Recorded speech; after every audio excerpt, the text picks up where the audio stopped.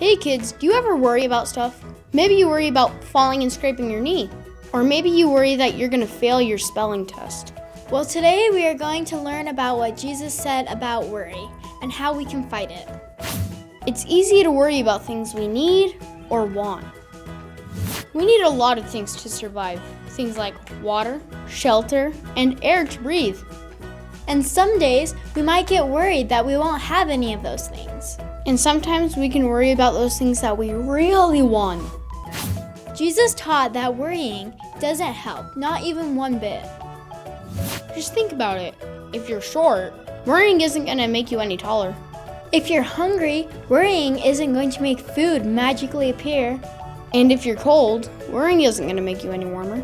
Well, you might think that worrying doesn't seem like that big of a deal. But worrying is going to lead to some bad consequences.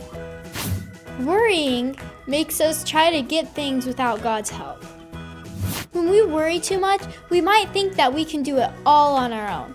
We start to think that we know best, so we don't trust God for what we really need. And that's definitely not how Jesus wants us to live.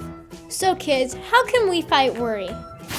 If you focus on what God wants, you can stop worrying about what you need. And this important lesson comes right out of the Bible. Memory verse.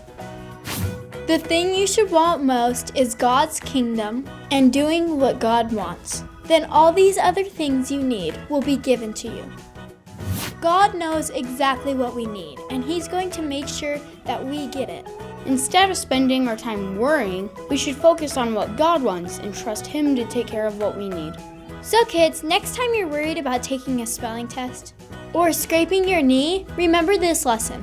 And remember, God will give us what we need. We just need to trust Him. Hey kids and parents, if you want to learn more about worry or trust, check out the links below.